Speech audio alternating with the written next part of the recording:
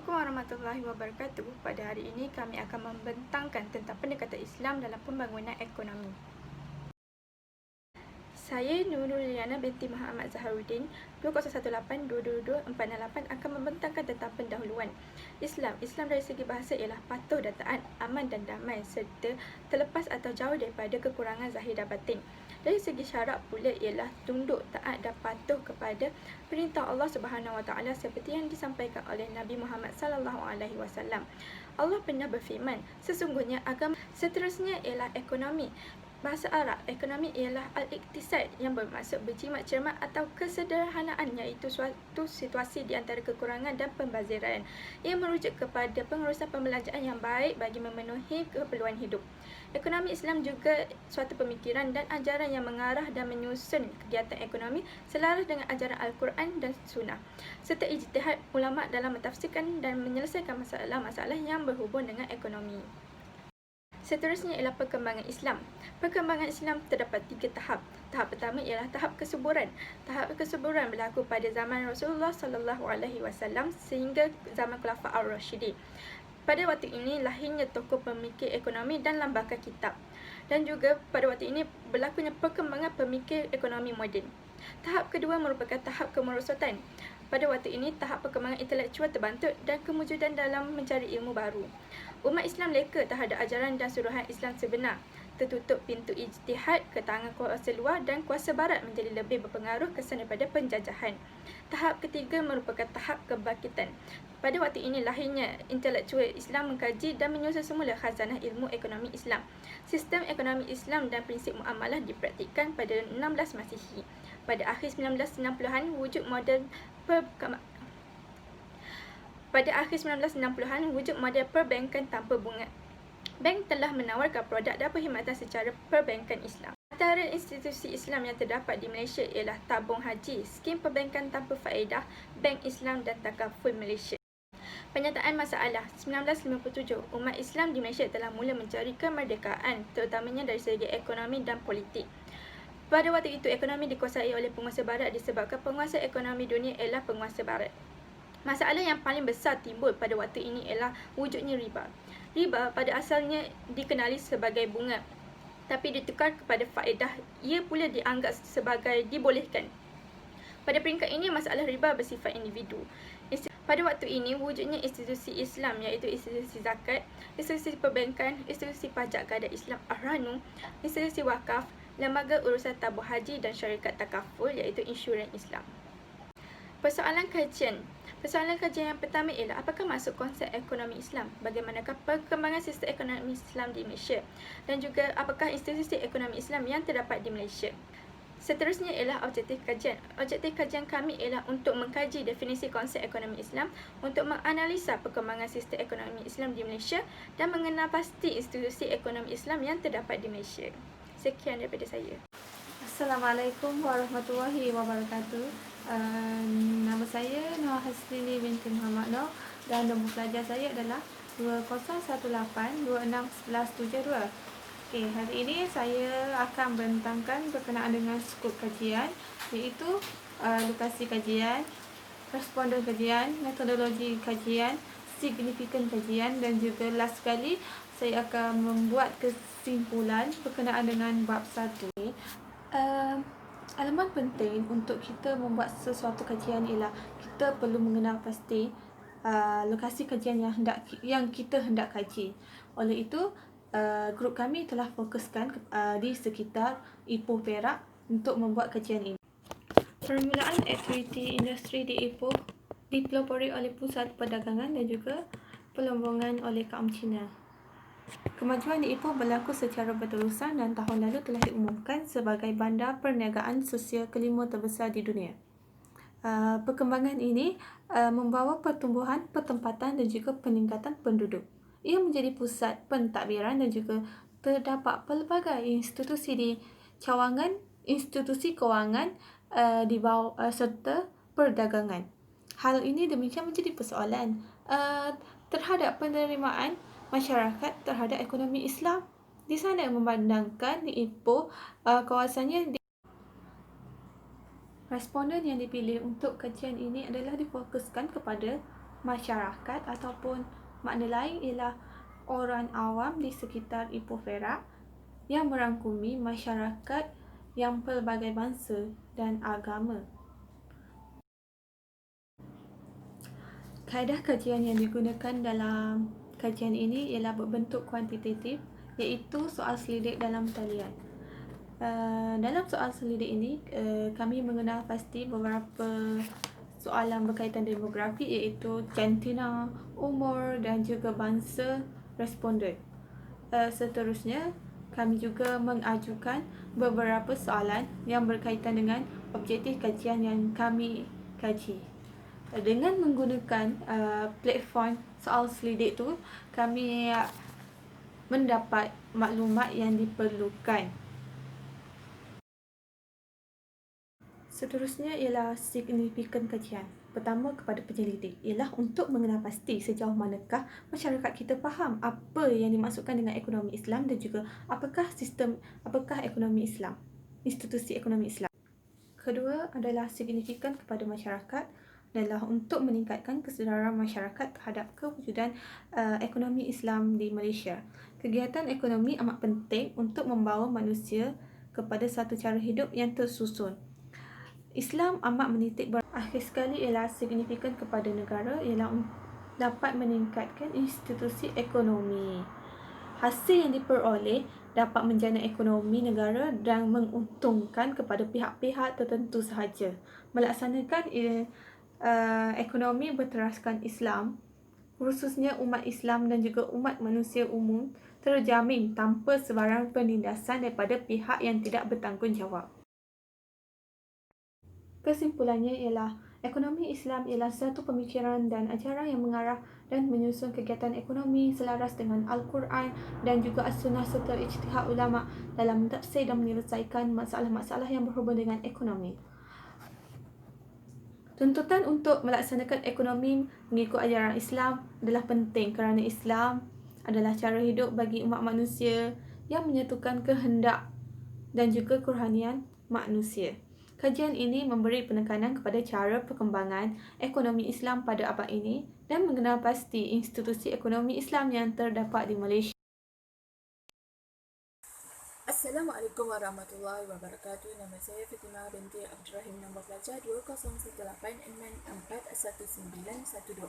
Saya akan teruskan pembentangan dengan kajian literatur di mana ia akan menerangkan mengenai pemahaman masyarakat terhadap pendekatan Islam dalam pembangunan ekonomi di Malaysia.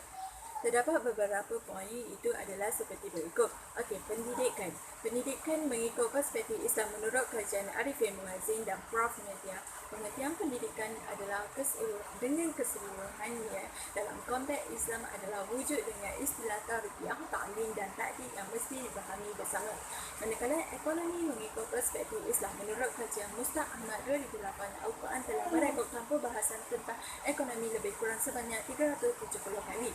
Firman-Nya dalam surah Al-Jumu'ah ayat 9 hingga 10 yang mewajibkan umatnya untuk segera melaksanakan salat dan meninggalkan segala aktiviti ekonomi ini kemudian apabila telah selesai salat rezeki Allah Subhanahu wa taala.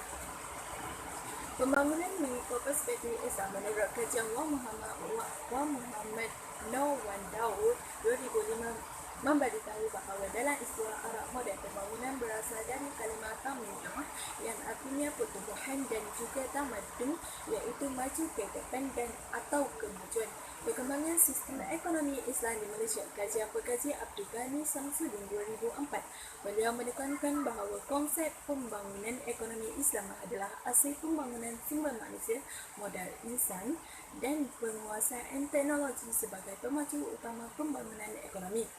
Institusi ekonomi Islam di Malaysia menurut pengkaji Rusni dan Safina 2017.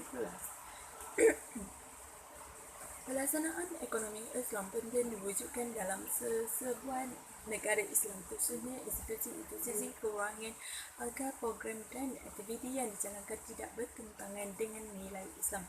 Kepentingan pembangunan ekonomi Islam menggunakan amalan sistem pembangunan ekonomi dari segi Islam tidak dianggap sebagai penghalang atau mundur untuk berjaya sama ada dalam sosial ekonomi, tetapi merupakan inisiatif terbaik yang perlu diperhatikan agar sistem kehidupan lebih tersusun dan maju. Hal ini jelas terbukti kerana Islam menerapkan nilai-nilai dan amalan moral yang baik seperti amanah, adil, mulia dan sebagainya. Kesimpulannya, pembangunan ekonomi Islam dalam cabang ilmu agama yang berdasarkan 3 unsur itu akidah, syariah dan akhlak. Oleh itu, segala ilmu pengetahuan yang dibentuk dan diedarkan dalam Islam dapat membimbing manusia ke arah kebenaran yang berlandaskan iman. Agama telah mengakhiri umat Islam untuk mencapai afalah di dunia dan di akhirat dapat dicapai. Sekian daripada saya.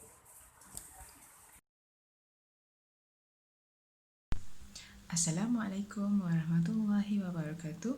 Nama saya Farahin Amirah binti Abu Bakar dengan nombor Kametrik 2018440228. Assalamualaikum. Pada kali ini, saya akan membentangkan tajuk bab 3 iaitu metodologi kajian.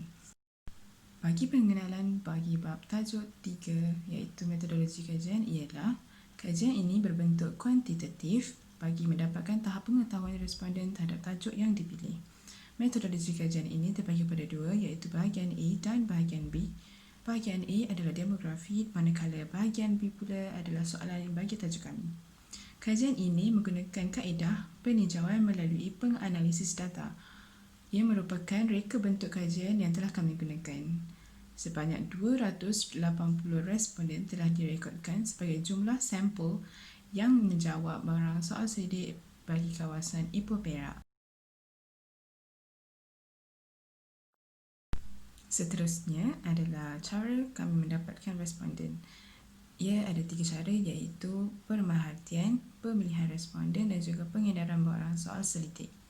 Selain itu, cara untuk mendapatkan data atau maklumat adalah melalui soal selidik, iaitu pengedaran barang soal selidik kami melalui aplikasi WhatsApp. Seterusnya, setiap soalan bagi kajian soal selidik ini menggunakan sistem skala Likert bagi mengukur kenyataan responden.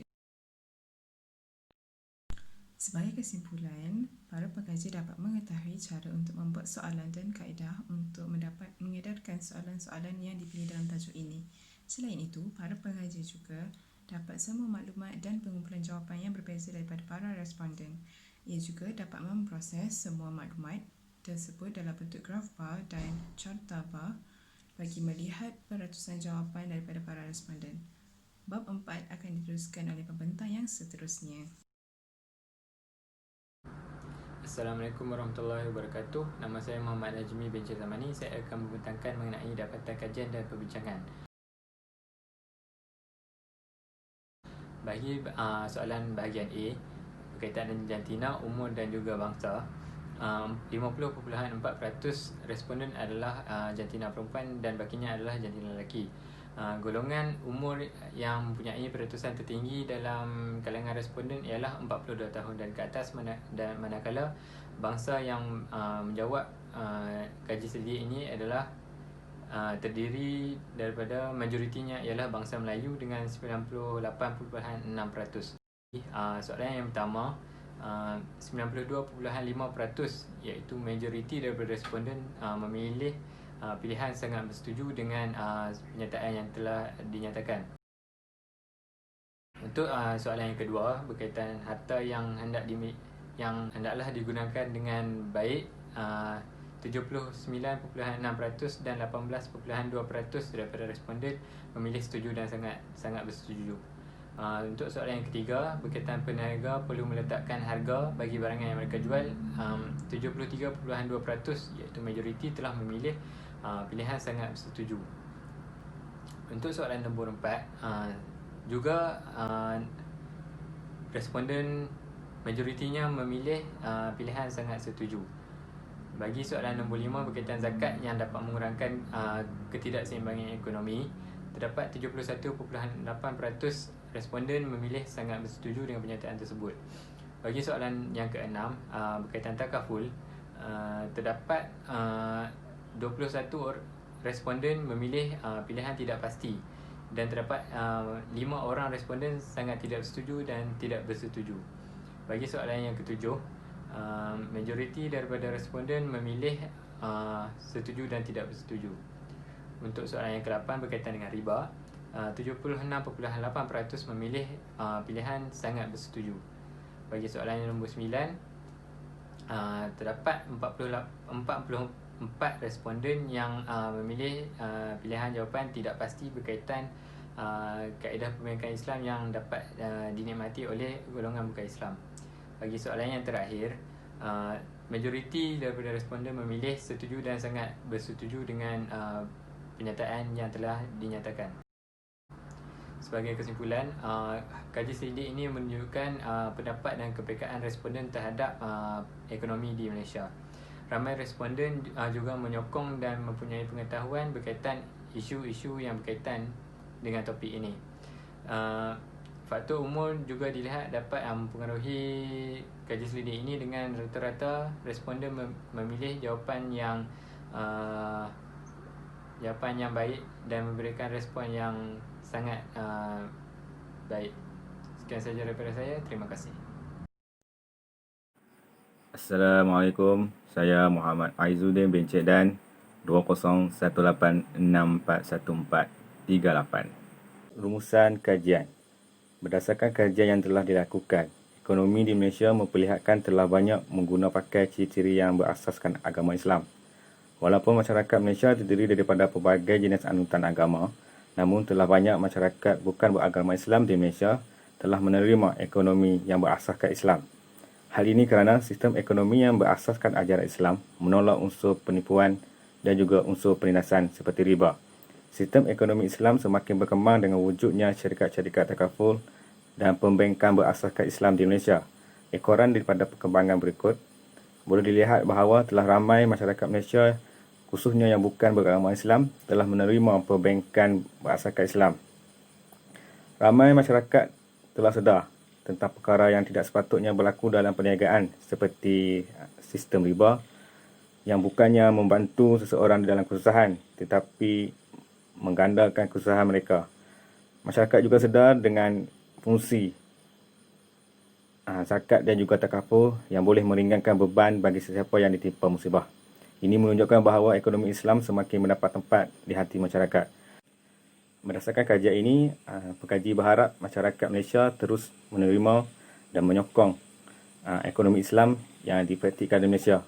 Penerimaan ini bukan sahaja menguatkan ekonomi Islam di Malaysia, tetapi juga dapat merubah masyarakat menjadi lebih baik serta mengamalkan nilai-nilai murni ajaran Islam dalam kehidupan seharian mereka.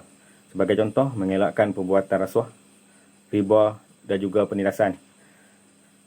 Manakala carangan kepada kerajaan ialah untuk terus memperkuatkan ekonomi Islam di Malaysia dengan memperbanyakkan kaedah-kaedah dan juga institusi-institusi ekonomi Islam supaya ekonomi Islam di Malaysia terus berkembang maju.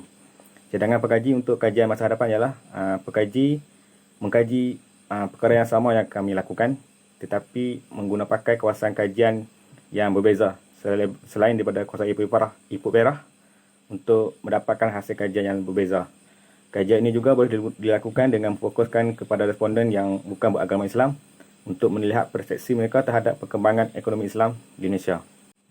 Kesimpulannya, kembangan ekonomi berasaskan Islam bukan hanya memberikan faedah kepada masyarakat Muslim, malahan juga kepada masyarakat bukan Muslim di Malaysia.